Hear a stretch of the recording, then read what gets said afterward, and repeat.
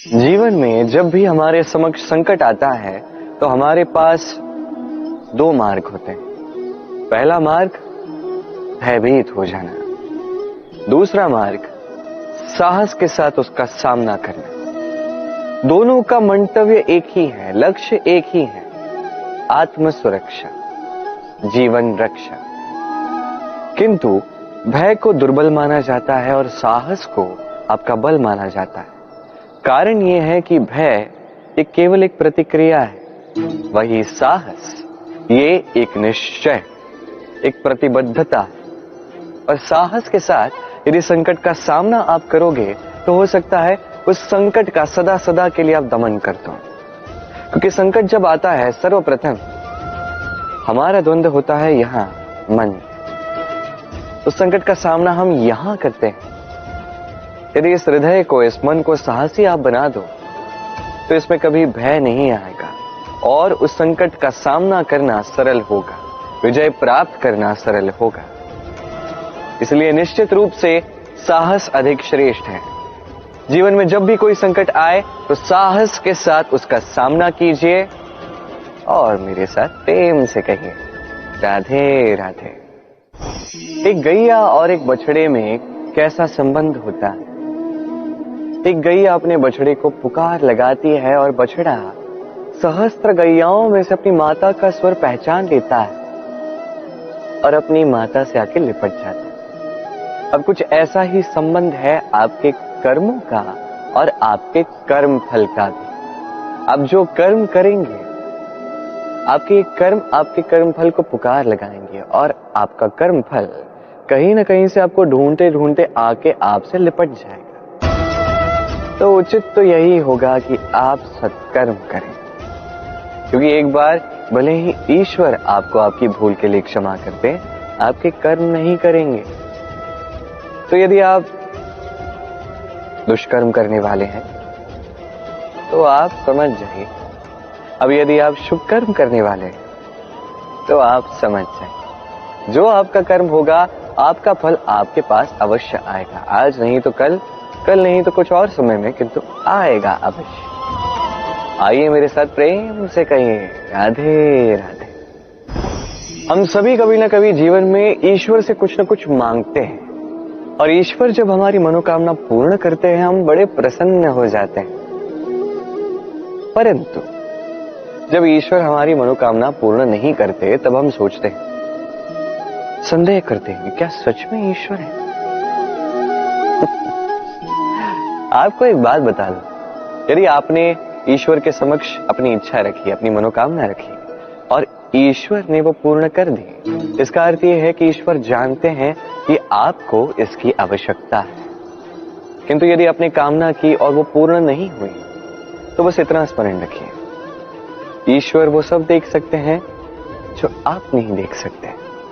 दूसरा कारण ये है कि ईश्वर ये बात भली भांति जानते हैं कि जो इच्छा आप रख रहे हैं वो इच्छा आप स्वयं अपने बल पर पूर्ण कर सकते हैं। तो यदि आपकी इच्छा ईश्वर पूर्ण करते हैं तो उन्हें धन्यवाद कहिए। यदि इच्छा पूर्ण नहीं करते हैं तो और भी धन्यवाद कहिए, क्योंकि वो आपके लिए या तो अच्छा कर रहे हैं या तो आपको उतना योग्य समझ रहे हैं कि आप स्वयं अपनी इच्छा, अपने स्वप्न पूर्ण कर सकते हैं। अपना कर्म करते जाइए, जीवन में आगे बढ़ते जाइए और मेरे साथ प्रेम से कहिए राधे राधे।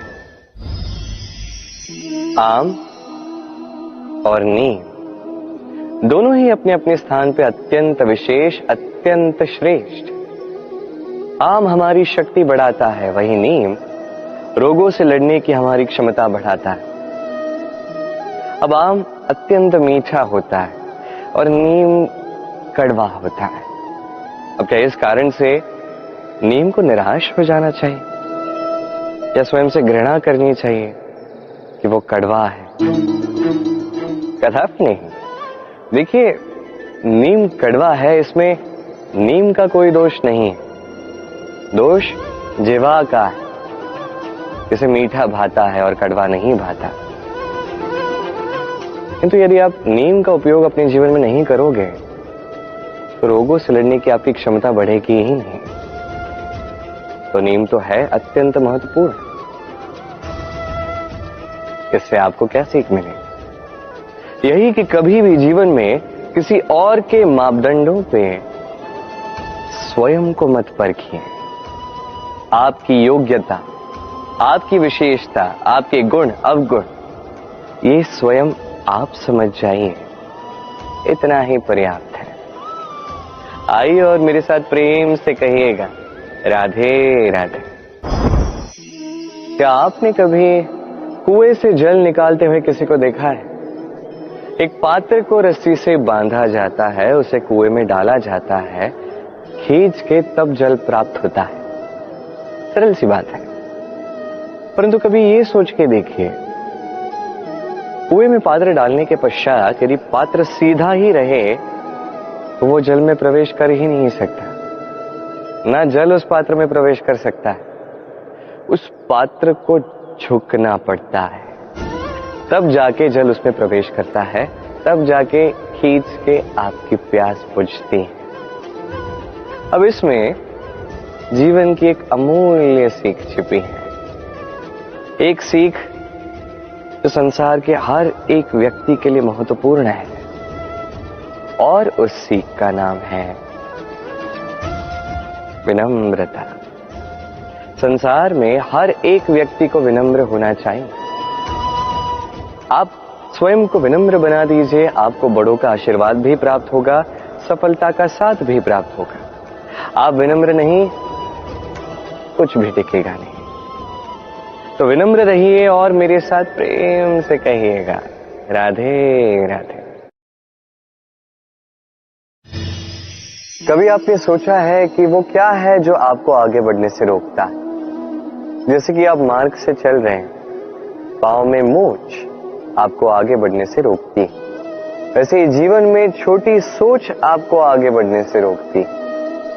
देखिए, यदि एक चाक है जो टूटी हुई है, वो आपको मिट्टी के पात्र नहीं बनने देते। उसी प्रकार किसी से ईर्ष्या करना आपको महान नहीं बनने देता। मैं ऊंचा हूं और वो नीचा है, ये विचार कभी आपको ऊंचे उठने नहीं देता। मन से सारे विकार, ईर्ष्या, मोह, लोभ, लालच सब निकाल फेंकिए। इस सोच को बड़ा कीजिए, सकारात्मकता लाइए और पूर्ण समर्पण से कर्म करते जाइए। महानता और सफलता दोनों आपके कदम चूमेंगे। तो आइए और मेरे साथ प्रेम से कहिएगा, राधे राधे। जीवन में जब भी हम किसी ऐसे मार्ग पर चलना चाहते हैं जिस पर कांटे हैं, छोटे कंकड़ हैं जो चुभ सकते हैं, तो हम क्या करते हैं? हम पादुकाएं पहनते हैं और तत्पश्चात हम बड़ी सरलता से उस मार्ग से चल के जा सकते हैं। किंतु यदि पादुका और पांव के बीच कोई छोटा सा कंकड़ आके फंस जाए तो हम कोमल से कोमल मार्ग को भी नहीं पार कर सकते। कुछ समझे आप?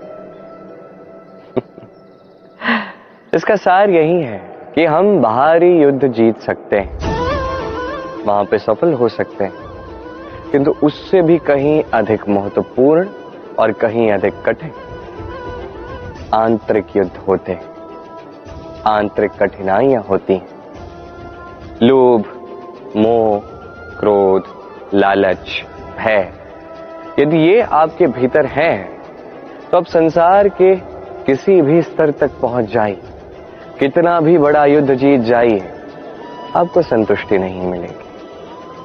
तो सर्वप्रथम स्वयं को सुधारें, तत्पश्चात इस संसार को जीतें और उससे पहले मेरे साथ प्रेम से कहें, राधे राधे।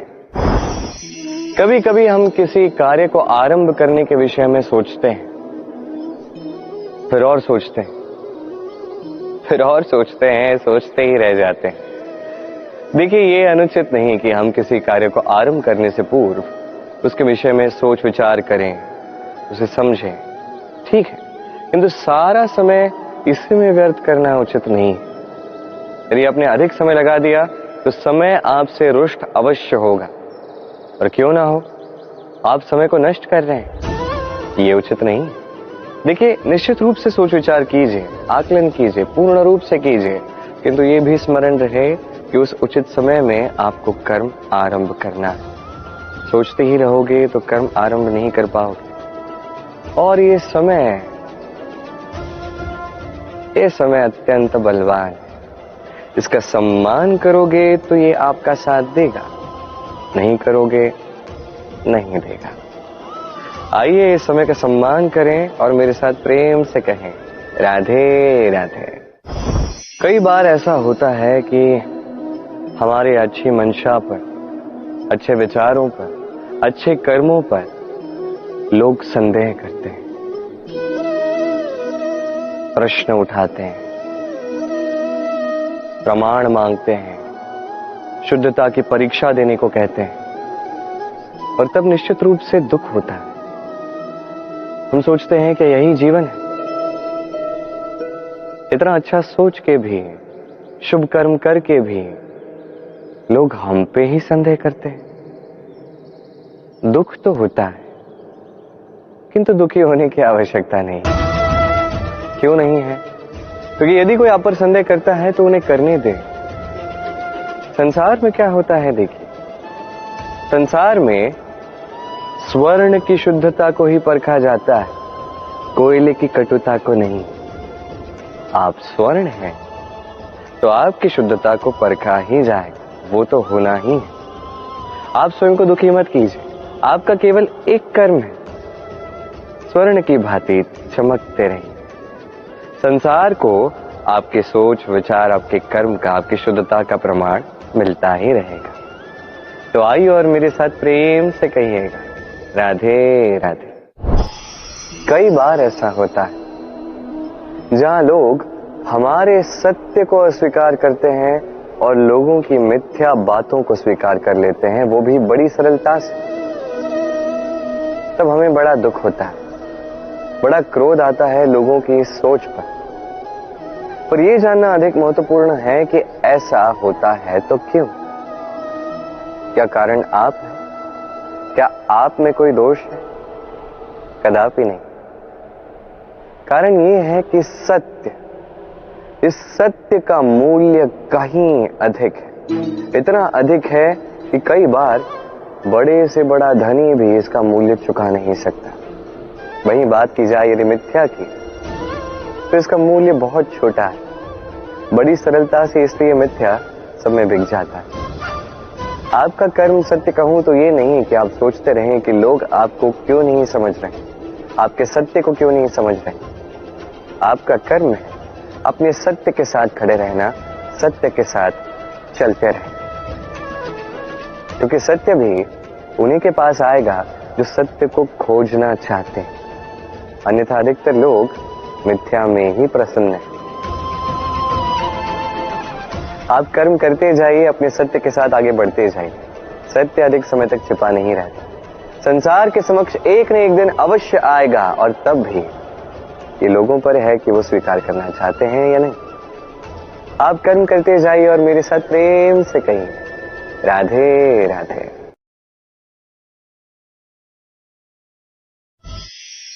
संकट, समस्याएं, कठिनाइयां, ये तो हर एक के जीवन में आते हैं।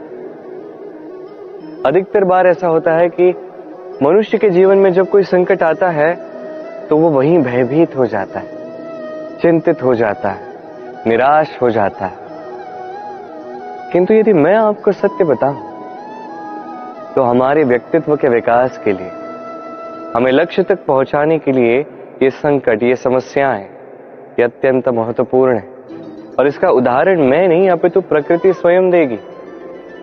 अब स्वयं कभी धरती माता को देख लीजिए। धरती माता सूर्य का ताप सहती है, क्यों?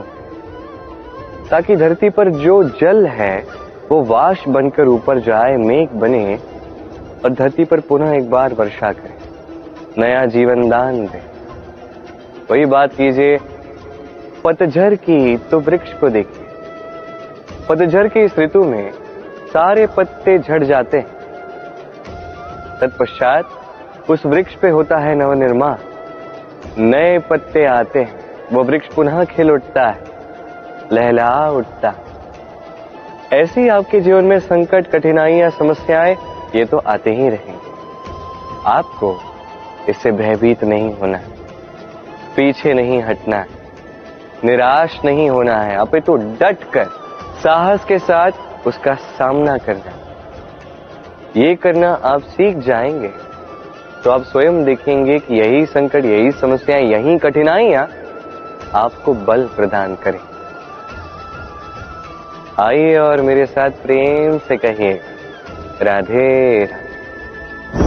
जब हम जीवन में अपने लक्ष्य की ओर अग्रसर होते हैं तो कई सारे लोग हमें सलाह देते हैं कि आप ये कीजिए, आपको वो करना चाहिए, आपको उस आदर्श व्यक्ति की भांति उस मार्ग पे चलना चाहिए। हमें अच्छा लगता है, हम उसका अनुसरण करने लगते हैं, क्योंकि उस मार्ग पे 1 अथवा 10 लोग चल के अपने लक्ष्य को प्राप्त कर चुके हैं।